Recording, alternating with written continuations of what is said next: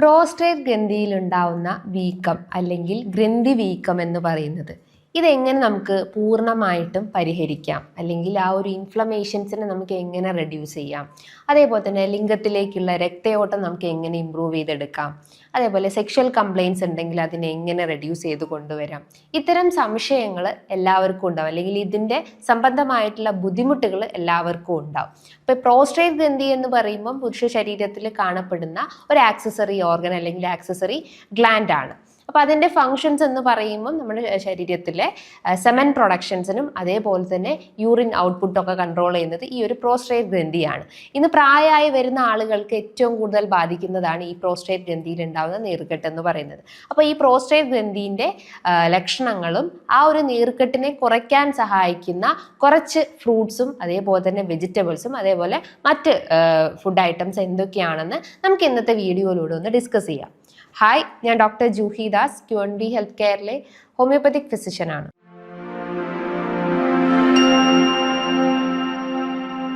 പ്രായമായി വരുന്ന സമയത്ത് പുരുഷന്മാർ ഫേസ് ചെയ്തുകൊണ്ടിരിക്കുന്ന ഒരു മെയിൻ പ്രശ്നമാണ് മൂത്രശങ്ക, അല്ലെങ്കിൽ അറിയാതെ മൂത്രം പോവുക, അല്ലെങ്കിൽ ചുമയ്ക്കുമ്പോഴോ അല്ലെങ്കിൽ തുമ്മുമ്പോഴോ ഇടയ്ക്കിടയ്ക്ക് യൂറിൻ പാസ് ചെയ്യാൻ തോന്നുക. യൂറിൻ പാസ് ചെയ്ത് കഴിഞ്ഞാലും സ്റ്റിൽ ആ ഒരു അർജിങ് ടെൻഡൻസി ഇനിയും വരിക. ഈ ഒരു ബുദ്ധിമുട്ടുകൾ ഒരു 50 അല്ലെങ്കിൽ ഒരു 40 വയസ്സ് കഴിഞ്ഞിട്ടുള്ള പുരുഷന്മാർ ഫേസ് ചെയ്തുകൊണ്ടിരിക്കുകയാണ്. അപ്പോൾ യൂഷ്വലി ഇങ്ങനത്തെ പ്രശ്നങ്ങൾ കാണുമ്പോൾ അവർ ജസ്റ്റ് ഒരു യൂറിൻ ടെസ്റ്റ് ആയിരിക്കും ആദ്യം ചെയ്യുക. അപ്പോൾ അതിലെല്ലാം നോർമലായിരിക്കും. പിന്നീടാണ് സ്കാൻ ചെയ്ത് നോക്കുമ്പം അവിടെ പ്രോസ്റ്റേറ്റ് ഗ്രന്ഥിയിൽ നീർക്കെട്ടുണ്ട്, അല്ലെങ്കിൽ പ്രോസ്റ്റേറ്റ് ഗ്രന്ഥി ആ ഒരു വീക്ക്നെസ് അല്ലെങ്കിൽ ഇൻഫ്ലമേഷൻ സ്റ്റേജിലോട്ട് പോയിട്ടുണ്ടെന്ന് മനസ്സിലാക്കുന്നത്. നോർമലി പ്രോസ്റ്റേറ്റ് ഗ്രന്ഥിൻ്റെ ഒരു സൈസ് എന്ന് പറയുന്നത് 30 cc ആണ്. അതിൻ്റെ വോളിയം സൈസ് 30 cc ആണ്. അപ്പോൾ ഏജ്ഡ് കൂടി അല്ലെങ്കിൽ ഏജ് ആയി വരുന്ന സമയത്ത് നമുക്ക് ഈ ഒരു ബുദ്ധിമുട്ടുകൾ അല്ലെങ്കിൽ ഇൻഫ്ലമേഷൻസ് കൂടി വരാനുള്ള ടെൻഡൻസി ഉണ്ട്. അതിൻ്റെ ഫങ്ഷനിങ് ലോ ആവുകയും നീർക്കെട്ടുകളായിട്ട് പ്രശ്നങ്ങൾ ഉണ്ടാവാനുള്ള ചാൻസസ് ഉണ്ട്. നമ്മളിപ്പോൾ സ്കാനിങ് റിപ്പോർട്ട്സ് നോക്കുമ്പോൾ അതിൻ്റെ വോളിയം 30 cc, അതേപോലെ പോസ്റ്റ് വോയിഡൽ യൂറിൻ അല്ലെങ്കിൽ പ്രീ വോയിഡൽ യൂറിൻ, നമ്മൾ യൂറിൻ പാസ് ചെയ്ത് കഴിഞ്ഞിട്ടുള്ള ആ ഒരു എംറ്റിങ് സമയത്ത് ഉണ്ടാകുന്ന യൂറിൻ പാസ് ചെയ്യുന്നതിന് മുന്നേ ആയിട്ടുള്ള ആ ഒരു ഔട്ട്പുട്ടൊക്കെ എത്രയാണ് ഡീറ്റെയിൽ ആയിട്ട് നമുക്ക് ആ ഒരു സ്കാനിങ്ങിൽ കാണാൻ പറ്റുന്നതാണ്. അപ്പോൾ സ്കാനിങ് ചെയ്ത് കഴിഞ്ഞാലേ ഉള്ളൂ ആ ഒരു ഫങ്ഷനിങ് അല്ലെങ്കിൽ അതിൻ്റെ ഇൻഫ്ലമേഷൻ ഏത് സ്റ്റേജ് ആണെന്ന് മനസ്സിലാക്കാവുന്നതാണ്. ഇനി ഈ ഒരു പ്രോസ്റ്റേറ്റ് ഗ്രന്ഥി എന്ന് പറയുമ്പോൾ പുരുഷന്മാരിൽ ഈ ഒരു സെമൻ പ്രൊഡക്ഷൻസിനും അതേപോലെ തന്നെ യൂറിൻ ഔട്ട്പുട്ട് കൺട്രോൾ ചെയ്യുന്നതാണ് പ്രോസ്റ്റേറ്റ് ഗ്രന്ഥി ചെയ്യുന്നത്. പക്ഷെ പ്രായമായി വരുന്ന സമയത്ത് അവിടെ നീർക്കെട്ട് സംഭവിക്കുകയും അത് യൂറിൻ ഔട്ട്പുട്ടിനെ ഒബ്സ്ട്രക്ട് ചെയ്യുകയും അല്ലെങ്കിൽ യൂറിനറി ട്രബിൾസ് കൂടുതലായിട്ടും ക്രിയേറ്റ് ചെയ്യാനുള്ള ചാൻസസ് ഉണ്ട്. അപ്പോൾ ഇനി ഇത് ഏതൊക്കെ ഫാക്ടേഴ്സ് അല്ലെങ്കിൽ എന്തൊക്കെ കാരണങ്ങൾ കൊണ്ടായിരിക്കും ഈ ഒരു നീർക്കെട്ട് കൂടി വരുന്നത്? ഒന്നാമതായിട്ട് നിങ്ങൾ ഏജിങ്ങിന്റെ ഭാഗമായിട്ട് ഒരു 50 അല്ലെങ്കിൽ 55 വയസ്സ് കഴിഞ്ഞിട്ടുള്ള പുരുഷന്മാരിൽ ഇത് കണ്ടുവരുന്നുണ്ട്. അപ്പോൾ പ്രായത്തിന്റെ ഒരു ഫാക്ടർ നമുക്ക് പറയാം. രണ്ടാമത്തേതെന്ന് പറയുന്നത് ഈ പുക വലിക്കുന്ന സമയത്ത് സർക്കുലേഷൻസിലേക്ക് അല്ലെങ്കിൽ ബ്ലഡ് വെസൽസിൽ ബ്ലോക്കേജ് വരികയും അവിടെ സർക്കുലേഷൻസ് ബ്ലോക്ക് ആവുകയും അങ്ങനെ നമുക്ക് പ്രോസ്റ്റേറ്റ് ഗ്രന്ഥിയിൽ നീർക്കെട്ട് ഉണ്ടാവാനുള്ള ചാൻസസ് ഉണ്ട്. അപ്പം സ്മോക്കിംഗ് ഒരു ഫാക്ടറായിട്ട് നമുക്ക് പറയാം.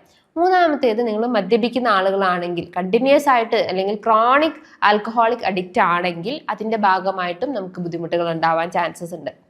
നാലാമത്തേത് ഭക്ഷണ രീതികൾ.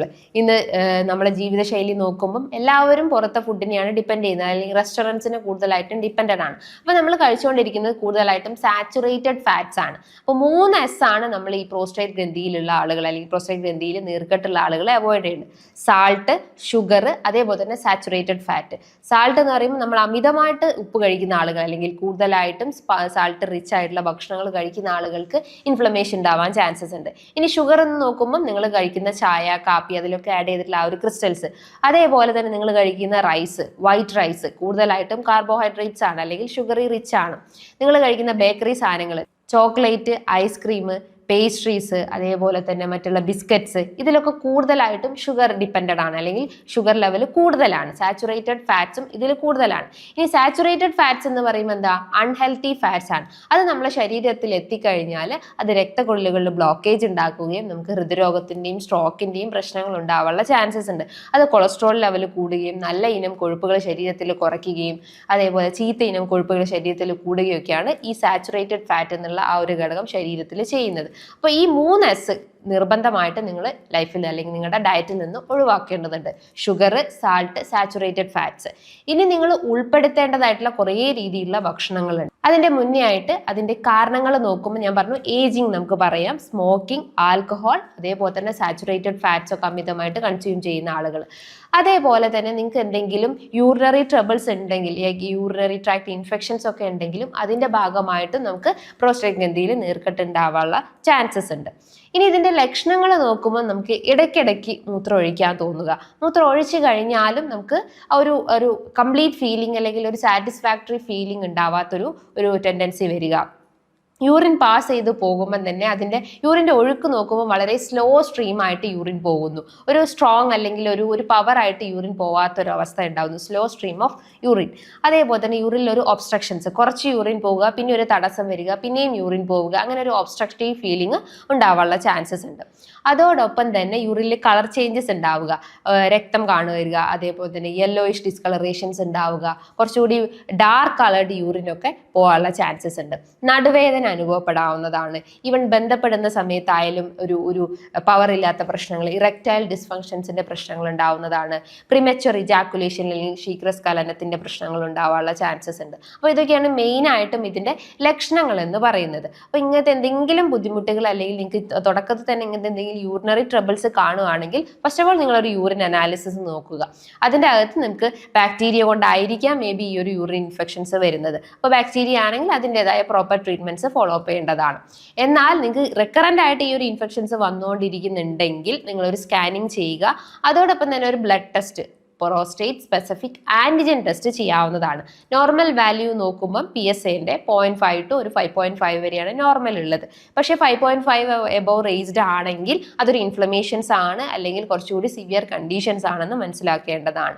ഇനി ഒരു പ്രോസ്റ്റേറ്റ് ഗ്രന്ഥിയിൽ പല രീതിയിലുള്ള ബുദ്ധിമുട്ടുകൾ അനുഭവപ്പെടാം. ഒന്ന് പ്രോസ്റ്റേറ്റിൽ ഉണ്ടാവുന്ന നീർക്കെട്ട്, പ്രോസ്റ്റേറ്റൈറ്റിസ് എന്ന് പറയുന്നത്, അതാണ് ഇൻഫ്ലമേഷൻസ് എന്ന് പറയുന്നത്. അത് കാരണം നമുക്ക് യൂറിനറി ഔട്ട്പുട്ടിൽ പ്രശ്നങ്ങൾ ഉണ്ടാവുന്നുണ്ട്.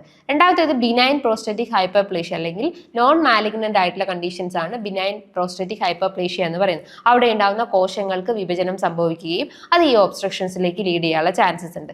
മൂന്നാമതായിട്ട് പറയുന്നതാണ് പ്രോസ്റ്റേറ്റ് ക്യാൻസർ എന്ന് പറയുന്നത്. അത് കുറച്ചുകൂടി സിവിയർ ആയിട്ടുള്ള അല്ലെങ്കിൽ കോംപ്ലിക്കേറ്റഡ് ആയിട്ടുള്ള ഒരു സീരിയസ് കണ്ടീഷൻസ് ആണ് പ്രോസ്റ്റേറ്റ് ക്യാൻസർ എന്ന് പറയുന്നത്. ബോഡിയിലെ ഇൻഫ്ലമേഷൻസ് കുറയ്ക്കുക അല്ലെങ്കിൽ പ്രോസ്റ്റേറ്റ് ഗ്രന്ഥിയിൽ ഉണ്ടാകുന്ന ഇൻഫ്ലമേഷൻസ് കുറച്ചെടുക്കുക എന്നുള്ള ആ ഒരു മെത്തേഡ് ആയിരിക്കണം നിങ്ങൾ ഫോളോ ചെയ്യേണ്ടത്. അപ്പോൾ ഇൻഫ്ലമേഷൻസ് കുറയ്ക്കാൻ സഹായിക്കുന്ന ഫുഡ് ഐറ്റംസ് എന്ന് പറയുമ്പം ടൊമാറ്റോ, ലൈക്കോപ്പിൻ അല്ലെങ്കിൽ ലൈക്കോപ്പിൻ അടങ്ങിയിട്ടുള്ള ആൻറ്റി ഓക്സിഡൻസ് റിച്ച് ആയതുകൊണ്ട് തന്നെ അത് ശരീരത്തിൽ ഉണ്ടാവുന്ന ഈ ഒരു ഇൻഫ്ലമേഷൻസ് കുറച്ചെടുക്കുന്നതാണ്. അപ്പം നമുക്ക് ടൊമാറ്റോ കഴിക്കാവുന്നതാണ്, അത്യാവശ്യം ബോയിൽ ചെയ്ത് കഴിക്കാവുന്നതാണ്.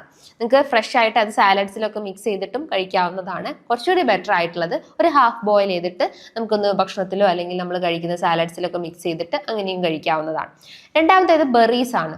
അത്യാവശ്യം സ്ട്രോബെറി, ബ്ലൂബെറി, റാസ്ബെറീസ് ഇതിൽ ആൻറ്റി ഓക്സിഡൻസ് റിച്ച് ആണ്. അതേപോലെ തന്നെ ആൻറ്റി ഇൻഫ്ലമേറ്ററി ഏജൻസ് ഒക്കെ ഇതിൽ ധാരാളമായിട്ട് അടങ്ങിയിട്ടുണ്ട്. ഫൈറ്റോ കെമിക്കൽസ് പോലത്തെ കെമിക്കൽസ് ഒക്കെ ഇതിൽ പ്രസന്റ് ആയതുള്ളത് കൊണ്ട് തന്നെ ഇൻഫ്ലമേഷൻസ് കുറയ്ക്കുന്നു, നീർക്കെട്ട് അല്ലെങ്കിൽ ഒബ്സ്ട്രക്ഷൻസ് ഒക്കെ കുറച്ചെടുക്കാൻ സഹായിക്കുന്നതാണ് ബെറീസ് എന്ന് പറയുന്നത്. സിട്രസ് ഫ്രൂട്ട്സ് അത്യാവശ്യം നല്ല രീതിയിൽ കഴിക്കുക. വൈറ്റമിൻ സി റിച്ച് ആയതുകൊണ്ട് തന്നെ ആൻറ്റി ഓക്സിഡന്റ് പ്രോപ്പർട്ടീസ് ഉണ്ട്. ഓറഞ്ച്, മൊസംബി, നെല്ലിക്ക, നാരങ്ങയൊക്കെ നല്ലപോലെ കഴിക്കാവുന്നതാണ്.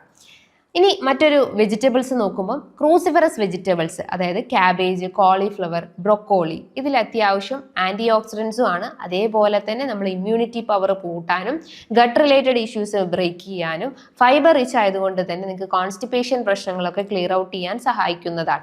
അതോടൊപ്പം തന്നെ ഇൻഫ്ലമേഷൻസ് കുറച്ചെടുക്കുന്നതാണ്. അപ്പോൾ ഫ്രൂട്ട്സിലും വെജിറ്റബിൾസിലും നിങ്ങൾ ഈ രണ്ട് ഭക്ഷണങ്ങൾ നിർബന്ധമായിട്ടും ഉൾപ്പെടുത്താവുന്നതാണ്.